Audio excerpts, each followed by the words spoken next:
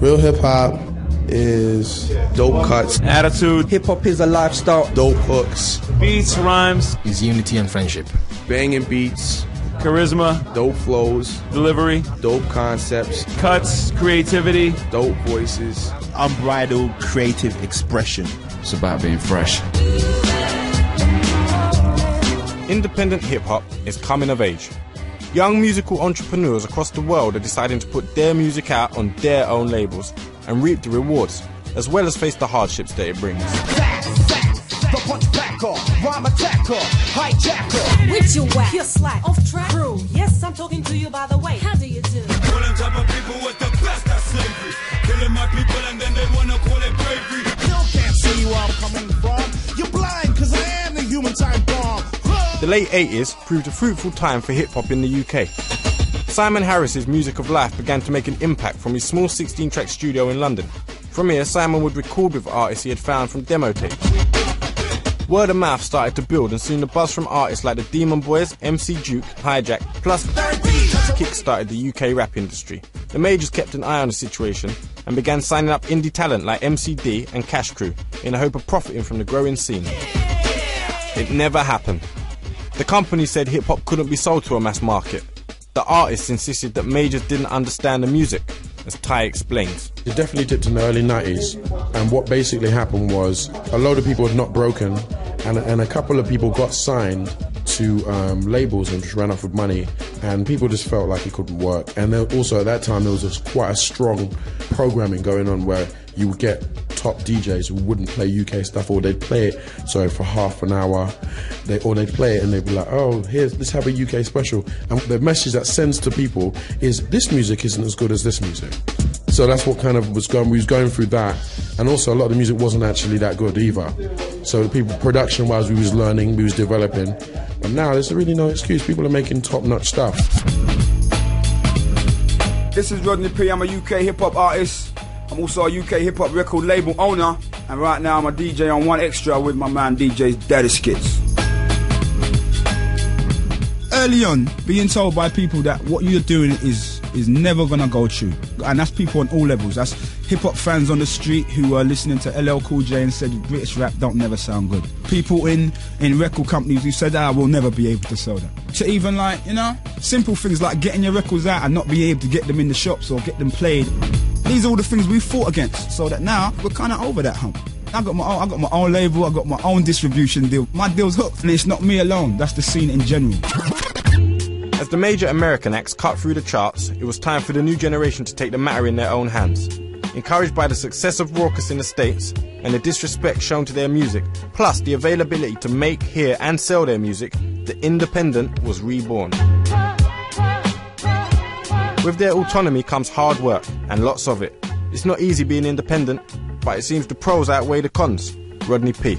It's on us now as artists and independent label bosses and man them on the road who are hustling and making this thing run. It's on us to go out and do this work, because I know that on my label I'm going to go out and sell a certain amount of records, and I know that major labels are only really interested in the numbers. It's not called the music fan, it's called the music business, the man that need to make money. And right now, UK rap is eventually making money. We're starting to make money and we own it.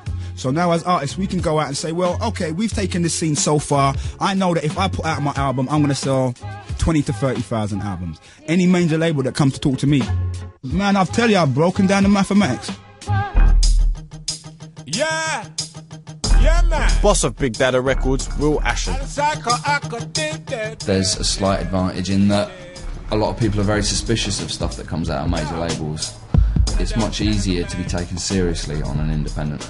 Every time a British hip-hop artist or rap artist or urban artist of any sort comes out on a major label in Britain, everyone's like, who are they? I've never heard of them, they've never had anything out. It's almost expected in the UK that you'll have done your homework, you know, you'll have done your independent releases, you'll have played at all the jams, you'll have freestyled here and there and everywhere else. And if people don't know you, then they're gonna kill you. Undoubtedly, London was the centre of the UK scene. Recognition in the capital more often than not meant acceptance from the market as a whole. But times are changing. The scene outside of London has strengthened, and artists now take pride in their hometowns. Eastborn from Glasgow. UK hip-hop isn't London. Hip-hop as a whole isn't London. And fair enough, it's a big city and there's a lot of good acts there, but I think that for every good London act, there's a good act outside London as well. I mean, you only need to look at Aspects and obviously kind of Woodchopper Dojo stuff that happens up in Glasgow. Plus One is a DMC world champion, and he's been into hip hop for years and years and years. You know, he didn't grow up listening to, I don't know, some mad abstract music. He listened to hip hop when he lived in Scotland, because there was an access to hip hop in Scotland that has been for years and years and years. Been doing this for years. Check, what? And there's a lot of good MCs that aren't getting coverage because of this so-called bubble thing. I think that's a lot what UKHH.com are trying to do, and that's what I'm trying to do, is burst that bubble and spread out and make people inside London realise that there's something outside, and let people outside know that you can access London. London isn't a big fort that you need to have this massive key and hundreds of people to get in. You know, it's just a little bit of hard work, and you can work between the two. Check, 1, 2, ha. Look who's coming inside. Look all mathematics, subtract, multiplication, then divide. Your track sounds weak like Jimmy Shan's accordion. Had drop vowels and consonants like my name is Carl Boydeman. Get 9 layers for loitering, for Boydeman. Think I'm losing it, should drink less petroleum. So line and blame a flare, doing backspins on the linoleum. Never enter this world, I swear you meet the true competition. So it is, step in the light, abort mission. This is Disorda, suspectpackages.com, Itch FM, how you doing?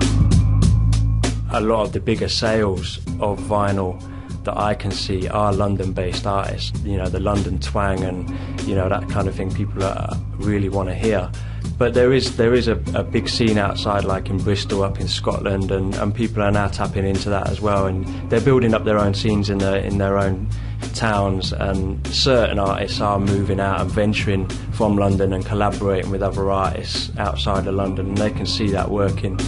A lot of artists are doing live shows all over the country, which is good. Promoters are starting to pick up on it and book UK artists rather than an American artist, which is what we need. You know, it's not just down to the sales, it's down to promotion from artists to put them on so people can see these people that they're hearing, you know, on the radio, on One Extra and things like this. And all this thought revolves in my mind. I bring culture and knowledge to each part of mankind. Producer and artist Braintax has witnessed it from both sides. He came from Leeds to settle in the capital. In 93, 94, when I first moved here, I've been here about 9 years now, and I found it really welcoming. I thought people were really cool and everybody was really helpful. But kind of the more known that I've got, and the more adjusted I've got to London, and the more people I've got to know in London, the more I've realised that there's a lot of backbiting and a lot of backstabbing. People love you when you're smaller than them, but as soon as they think you might be competition, then their attitude changes. And I dare say that's music, full stop. I dare say that's a lot of different industries, full stop, but music industry especially.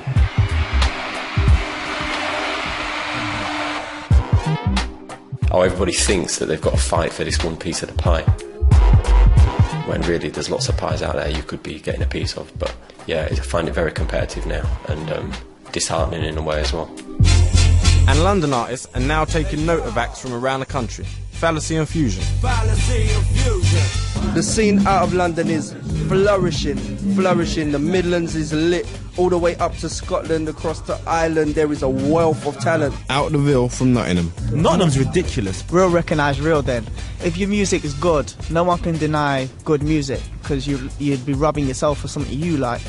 I mean, it's like we've never had no problems with people from London rejecting or not liking our music. I mean, back in the days, they might say, well, it's new. We've never known of nobody from Nottingham to make music or hip hop. But now it's kind of like, even then, it is what it is. You know what I mean? We make good music. The scene is also changing internationally.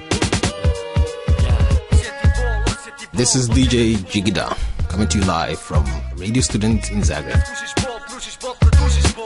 The hip-hop scene in Zagreb is more or less still under development. We have lots of crews that produce music, that DJ, organize b-boy shows, graffiti, art, the works. We're lucky enough to have lots of friends all over the world. Hip-hop DJs and promoters and artists are more inclined to use the internet to communicate with each other, and they do so on a daily basis. You're always gonna, when you write to some hip-hop artist or DJ, he's always gonna reply, he's always gonna say something, he's always gonna encourage you.